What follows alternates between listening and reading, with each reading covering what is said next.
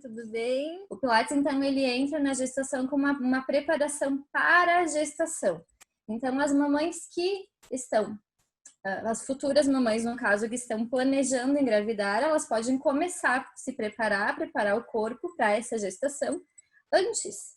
Então, seria o ideal, seria o cenário maravilhoso quando chegasse a mulher e começasse já fazendo atividade, se preparando para uma futura gestação. Então, o Pilates, ele também melhora muito a circulação, em função, né, dos movimentos, dos exercícios, otimiza uma postura. Atividade de baixo impacto, então o Pilates ele não dá nenhum risco para a gestante em função do impacto. Promove um bem-estar físico e mental, porque outro princípio do Pilates também é a conexão. Então, durante o Pilates, exige uma concentração, exige uma conexão do corpo e da mente. Ele promove o fortalecimento muscular, e também uma das funções principais, que é o que a gente mais vai falar essa noite, é sobre as dores e desconfortos que acontecem durante a gestação e durante o pós-parto também. A primeira alteração que acontece é de centro de gravidade, né? Tem uma rotação anterior da pelve que acontece, que ela inclina para frente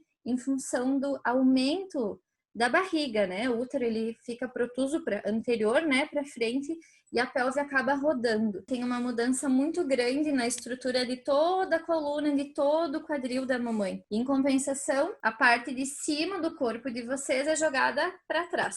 E também um aumento da elasticidade, tá? As mamães elas ficam mais flexíveis durante a gestação, porque tem um hormônio que se chama relaxina, que é liberado durante a gestação, que deixa a mamãe mais flexível. Isso significa o quê? Que eu vou me alongar mais no Pilates? Não, não significa isso.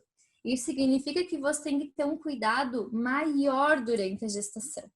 Não é porque você está mais flexível, que os seus ligamentos, né, estão mais flexíveis, que você vai fazer alongamentos gigantescos lá na sua aula de Pilates durante a gestação. Pelo contrário, porque todas as articulações elas ficam propensas a ter lesão. A gente chama de marcha anserina, que na verdade é a marcha de pato, né? Quando a mamãe tem que afastar mais as pernas e caminhar com as pernas um pouquinho mais afastadas, em função de toda a mudança estrutural que acontece. Nessa imagem que vocês estão vendo aqui da direita, tem toda uma mudança de curvatura. E depois da gestação, no pós-parto, a coluna aos pouquinhos vai voltando à sua posição de origem, tudo isso se modifica novamente. Então, no Pilates, a gente tem que fortalecer muito a musculatura da coluna e preparar essa coluna para que quando comece a acontecer essas mudanças, a coluna seja forte o suficiente para sustentar essas mudanças. Quando a mãe já pratica uma atividade física anterior, como ela já tinha hábito de praticar, ela tá liberada para continuar o exercício, né? Conversando com o médico, ele liberando, fica tudo ótimo. As que já estão grávidas, fiquem tranquilas, vocês podem começar a fazer Pilates agora, não tem problema nenhum. Vai acontecer de uma maneira diferente esse fortalecimento, né? O profissional que vai atender vocês, ele precisa ter um cuidado maior, um cuidado especial, porque tem muitas posturas que não é possível fazer enquanto se está gestante. O fortalecimento dos membros inferiores e dos membros superiores, ele é importantíssimo, tá? Pensando em questão de pernas, né, que são nossos membros inferiores, elas vão ter que sustentar um peso maior do nosso corpo, um peso do nosso bebê, então tem que estar fortinha. E os membros superiores, vocês podem estar pensando, mas eu tô grávida e eu não tô usando meus braços para nada diferente na minha vida. Mas daqui a pouquinho vai ter um bebê que é pequenininho, mas que pesa muito. E a musculatura escapular, então, né, que ela trabalha junto com os braços da gente, que é aqui atrás nas costas, onde tem as nossas escápulas, ela é importantíssima para sustentar a nossa postura durante a gestação, em função do aumento das mamas, né? E já começa a ter um desconforto de região da cervical, de região da cintura escapular. Então, eu falei para vocês sobre o aumento da elasticidade, né? Que acontece durante a gestação, em função desse hormônio, da relaxina. Muita gente chama ele de hormônio do parto, mas ele começa a ser liberado em torno lá do segundo trimestre de gestação, promove um aumento da elasticidade de todos os ligamentos, porque a pelve, ela precisa se abrir no momento do parto, né? Do parto normal. Então, a relaxina é o hormônio que promove essa abertura da pelve. Só que como ela é liberada no corpo todo, todas as articulações do corpo, elas sofrem esse aumento de elasticidade. O único perigo é que a mamãe fica mais propensa a ter lesão de articulação. Então, o Pilates na gestação, ele é um Pilates diferente. O cuidado é diferente, porque a mãe ela não pode fazer qualquer tipo de exercício, né? As mamães que estão aí com a bexiga apertadinha agora, com vontade de ir no banheiro sem parar, observem a imagem que não é só a bexiga, tá? São todos os órgãos do nosso corpo que eles ficam apertadinhos, espremidinhos, eles mudam de posição durante a gestação. E também com o aumento do útero da barriga, os nossos pulmões também ficam mais espremidinhos. Eles sobem cerca de 4 centímetros. É por isso que a mamãe ela se sente ofegante. O edema, né? Meu Deus. Agora, quem tá no final da gestação e pensa assim, é inverno, não vou ficar inchada, tá inchada também. Não é só em função do calor, tá, gente? Não é o calor que deixa a mãe inchado, com o tornozelo inchado, com o pé inchado. Não é isso. O que acontece é que o útero ele cresce, a barriga cresce e acaba comprimindo os vasos sanguíneos que estão na pelve. Então o sangue ele consegue descer lá para as pernas, mas ele tem dificuldade de voltar, de subir. E acaba ficando muito acumulado. Na gestação, a gente divide o Pilates em 3 momentos, tá? 3 trimestres diferentes. Para cada trimestre, a gente tem um trabalho diferente. Então, no primeiro trimestre, como eu falei, acontece a partir da liberação do médico, né? A grande maioria dos exercícios do Pilates, eles podem acontecer no primeiro trimestre. A gente consegue ainda colocar a mamãe na posição de barriga para baixo para fazer exercícios para a coluna. Só que tem um porém. No primeiro trimestre, geralmente é o trimestre das náuseas, dos enjoos, da sonolência. Então, geralmente é um trimestre que a mamãe não tem muita disposição para começar a fazer um exercício físico. O segundo trimestre é o trimestre que a mãe tem mais disposição, né? Que já passou os enjoos, já passou as náuseas, o sono, às vezes não, mas geralmente sim. E os exercícios, eles já começam a mudar. A gente tem um cuidado maior, não é mais confortável no segundo trimestre para a mãe ficar de barriga para baixo, então também mudam esses exercícios. O início da gestação, ele é muito importante, a prática de exercício para fortalecer o assoalho pélvico. Não é porque a mamãe está em casa agora, que não pode ir no Pilates, que não pode fazer exercício para assoalho pélvico. Pode fazer, dá para fazer bastante coisa em casa. Terceiro trimestre, né? A barriga da mamãe já está bem grande, né? Tá sentindo bem, o bebê está chutando as costelas, né? Já começa a dar um desconforto. É um momento de trabalhar um pouquinho diferente o Pilates nesse terceiro trimestre. Ele tem que ter mais adaptações ainda para cada mãe. Para cada uma é diferente, não para cada mãe vai ser diferente a aula de Pilates. Como eu falei, diminui a intensidade de exercício. Geralmente, uma aula de Pilates que dura em torno de 1 hora, no terceiro trimestre, ela vai durar meia hora, 40 minutos, 50, às vezes 20 minutos. Cada dia é um dia, né? É diferente para cada mulher e cada dia vai ser diferente a aula também. A gente aqui já não dá mais tanta ênfase em fortalecimento, assim, como a gente estava dando antes de coluna. A gente começa a mobilizar mais, fazer isso para deixar a coluna móvel, promover um relaxamento de assoalho pélvico, porque já começa de uma preparação para o parto, né? A maioria dos exercícios eles já acontecem em pé, geralmente ficar deitado já não é tão fácil, então tem muito exercício em pé. A mamãe que faz Pilates, que já fez Pilates, ela tem que sentir isso, ela tem que sentir que a aula de Pilates dela vai mudando conforme o corpo dela for mudando. A aula de Pilates tem que ser uma aula tranquila, não pode ser uma aula agitada, Isso não significa que não vai ser trabalhado exercícios. Tem que trabalhar exercício, tem que trabalhar fortalecimento, mas de maneira prazerosa, de maneira agradável, tá? Não pode ser uma coisa que deixa a mãe tensa, não pode ser isso. Tem que ser um prazer e um lazer. Tem uma especialidade também que se chama Baby Pilates, que é um Pilates para mamães e bebês. Ela é indicada para toda mãe? Não.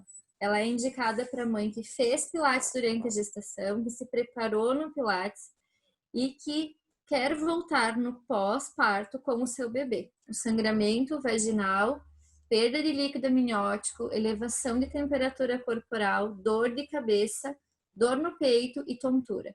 São sinais, são sintomas de alerta. O médico precisa ser avisado. A atividade que está sendo feita tem que ser interrompida na hora. Então, só lembrando mais uma vez que precisa de liberação médica, tá? Para prática de exercício, tanto durante a gestação quanto o pós-parto. Não tem uma regra, mas geralmente um parto normal, né? Em torno de 20 dias, assim, a mulher tá liberada para começar com atividades leves e a cesárea em torno de 40 dias. Claro que tudo isso depende de como foi a gestação, de como foi o parto e de como está sendo o pós-parto. Tem mães que têm um pós-parto muito tranquilo, tem mamães que não conseguem, que se planejam durante a gestação e que quando chega o momento tudo fica de cabeça para baixo, uma loucura, né? Tudo ao contrário do que planejou e imaginou. Então, a gente não sabe, para cada pessoa vai ser diferente. Ter um momento seu. Deixar um pouquinho de ser mamãe, só uma horinha assim, e sair de casa e fazer uma atividade prazerosa, quebrar um pouquinho aquela rotina de amamentação e de cuidados, porque principalmente nos primeiros meses é bastante maçante, é bastante cansativo.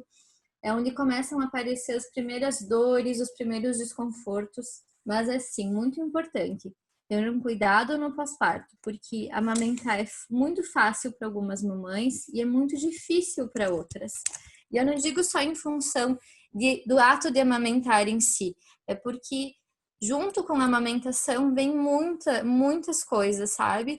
Vem toda uma rotina diferente que se cria, uma rotina de sono diferente, de cuidado diferente. A fisioterapeuta de vocês, que vai acompanhar vocês no Pilates, ela não vai trabalhar só a questão, vamos fortalecer a coluna, mas ela vai ajudar vocês na adaptação do dia a dia.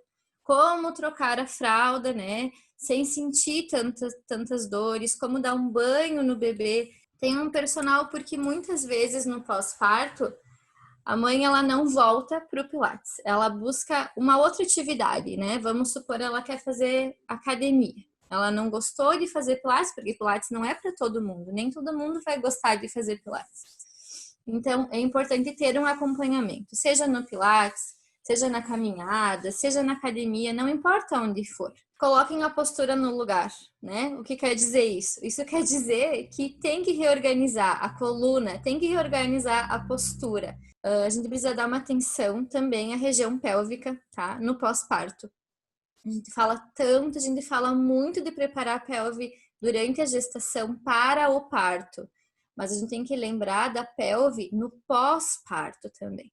Acontecem muitas mudanças na pelve, independente do tipo de parto, se for cesárea, se for parto normal, não importa. Tem mudanças na musculatura pélvica.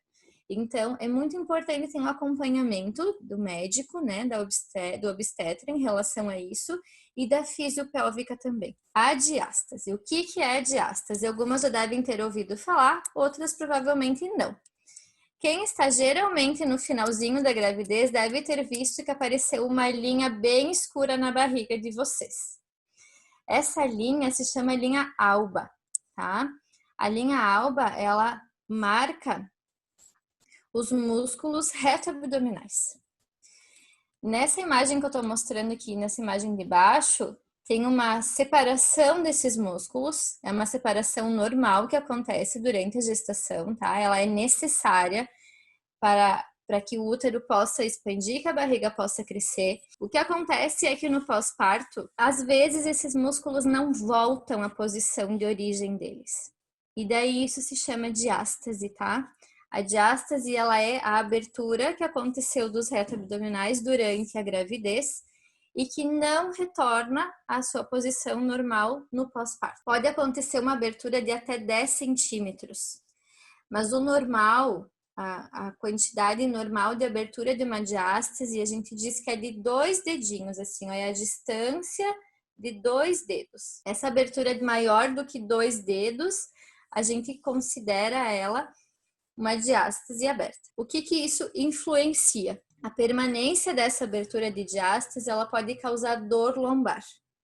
Então, quando você está com dor lombar no pós-parto, uma das causas pode ser a diástase aberta. Outra coisa muito importante é que no pós-parto não é o momento de fazer abdominal enlouquecida sem parar para perder barriga. Essa diástase está se reorganizando. E quando a gente faz um movimento de abdominal, de flexão do tronco para frente, a gente abre ainda mais a diástase. Não se pode realizar exercícios durante a gestação que vão causar um desequilíbrio ou que podem causar uma possível queda. Não realizar contrações isométricas máximas. O que significa isso? São exercícios que exigem contração durante muito tempo, um exercício que seja muito cansativo, muito exaustivo, que muitas vezes pode causar até a falta da respiração, né? A mãe tem que trancar a respiração para fazer o exercício. Não façam isso nunca, jamais. A posição em decúbito ventral é de barriga para baixo. Então, geralmente, essa posição, a partir do segundo trimestre, a gente não utiliza mais. Vocês devem evitar também sobrecarga nas articulações. Então, muito obrigada. Eu quero, assim, ó, me colocar à disposição de verdade de todas as mamães.